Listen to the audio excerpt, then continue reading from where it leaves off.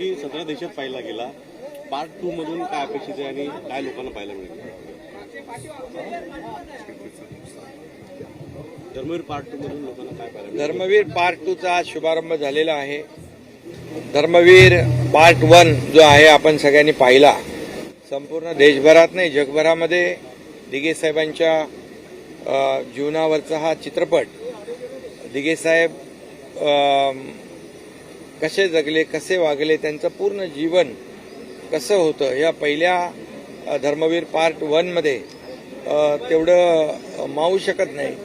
आणि मला वाटतं हा पार्ट 2 आहे, त्याच्यात किती दाखवता येतंय ते दाखवलं जाईल. आणि हा देखील धर्मवीर पार्ट 2 जो आहे हा पुढचा जो काही त्यांचा कालखंड आहे याचा सर्व जीवन प्रवास जो आहे त्यांचं आयुष्य, त्यांची कीर्ती, त्यांचं कार्य, त्यांची कार्यपद्धती या धर्मवीर पार्ट 2 मधून लोकांसमोर येईल.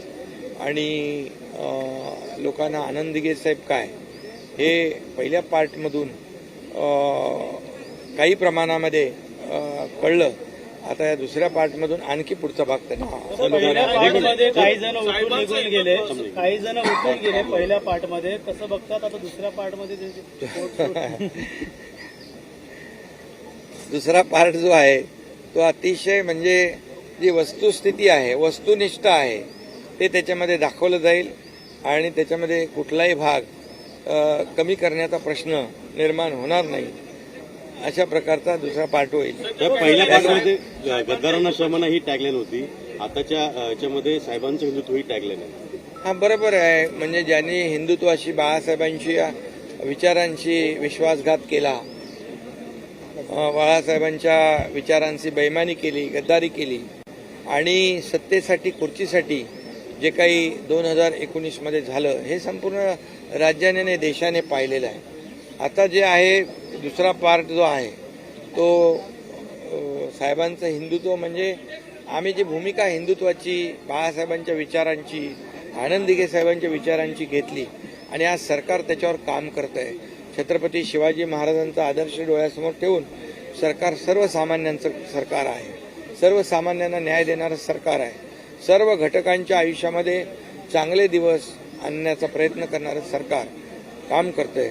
आणि हिंदुत्वाची भूमिका घेत असताना दिघे साहेब असतील, बाळासाहेब असतील, ते इतर समाजाचा कधी त्यांनी दुस्वास केला नाही, इतर समाजाचा द्वेष केला नाही, त्यांनाही सन्मानाने वागवलं आणि त्यांनाही अडचणीमध्ये मदत केली.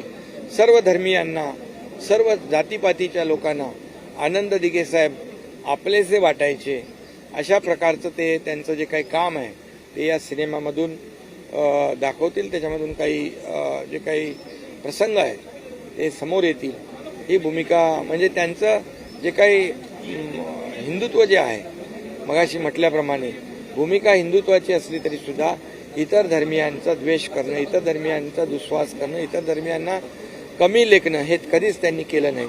देशभक्त, राष्ट्रभक्त जो कोणी आहे, मग तो हिंदू असेल, मुसलमान असेल, शीख असेल, इसाई असेल, याच्याबद्दल फार आपुलकी आणि जिव्हाळा आनंद दिघे साहेबांनी होता आणि बाळासाहेबांनी होता. सर, अवकाळी पावसाच्या संदर्भात, अवकाळी पावसाच्या बाबतीमध्ये जे काही गारपीट आणि अवकाळी पाऊस झालेला आहे त्यामध्ये नाशिक आहे, नगर आहे,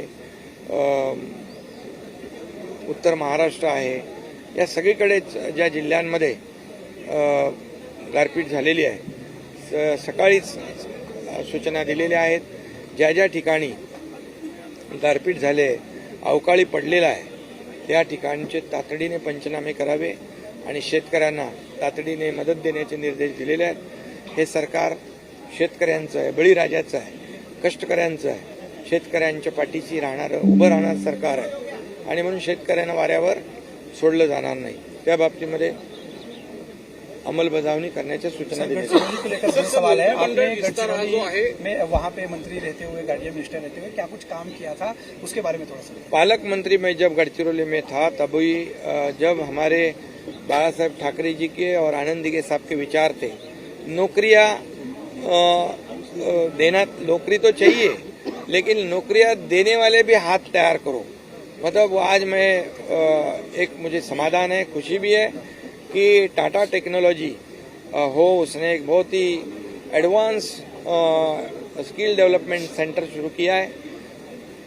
सालाना 5000 युवाओं को वहाँ ट्रेनिंग मिलेगी, नौकरियां भी मिलेगी और उद्योग निर्माण करने वाले हाथ भी तैयार होंगे।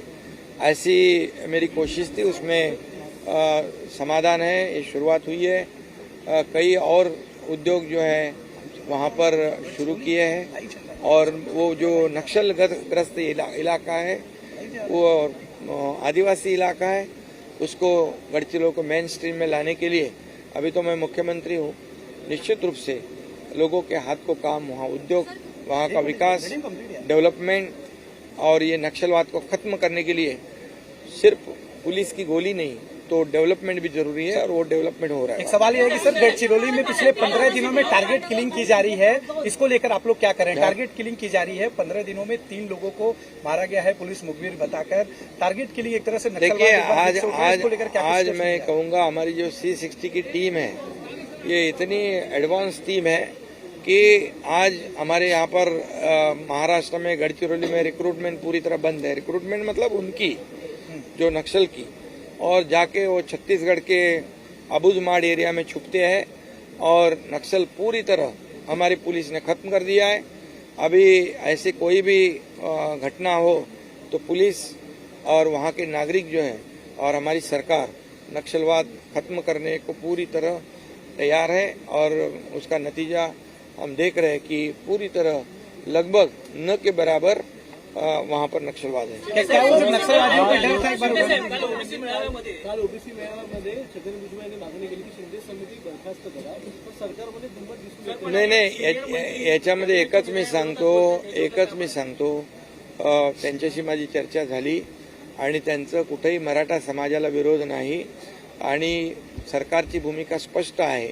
मराठा समाजाला आरक्षण देताना ओबीसीवर कुठलाही अन्याय होणार नाही, ओबीसीचं आरक्षण काढून घेतलं कमी केलं जाणार नाही आणि इतरही समाजावर अन्याय होणार नाही, ही भूमिका स्पष्टपणे सरकारने पहिल्यापासून मांडलेली आहे। त्याच्यावर सरकारचं युद्ध पातळीवर काम सुरू आहे, मागासवर्ग आयोग त्याच्यावर काम करतोय, 3 न्यायमूर्ती आपण त्याच्यासाठी कमिटी केलेली आहे, मोठ्या प्रमाणावर इन्फ्रास्ट्रक्चर आणि त्यांना आपण निर्माण करून दिलेलं आहे आणि मराठा समाज मागास कसा आहे हे सिद्ध करण्यासाठी वॉर फुटिंगवर काम सुरू आहे आणि ज्या जुन्या नोंदी आहेत, या जुन्या नोंदी ज्या आहेत कुणब्याच्या, ते GR आपण आता काढलेला नाही, हा GR 1967 पासून 2004 पासून या GRचा अवलंब होतोय। ज्या ठिकाणी त्या कुणबी नोंदी असताना दाखले मिळत नव्हते ते दाखले देण्याची प्रक्रिया सुरू केलेली आहे आणि भुजबळ साहेबांची एवढीच मागणी आहे की ओबीसीचं आरक्षण कमी होता कामा नये, तीच भूमिका सरकारची आहे, ती स्पष्टपणे आम्ही घेतलेली आहे आणि ती कायम आहे।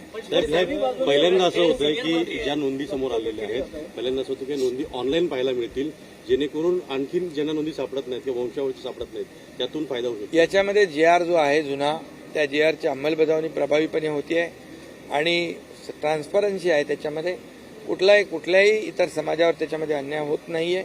जुन्या नोंदीप्रमाणे कुणबी दाखले देणे हे तर सरकारचा निर्णय पूर्वीच आहे, फक्त तो अंमल होत नव्हता, त्यामुळे याच्यामध्ये कुणालाही विरोध असण्याचं कारण नाही आणि भुजबळ साहेबांना पण त्यांची भूमिका हीच आहे, मराठा समाजाला आरक्षण मिळालं पाहिजे, ते देत असताना ओबीसी समाजाचं आरक्षण कमी होणे तीच भूमिका सरकारची आहे।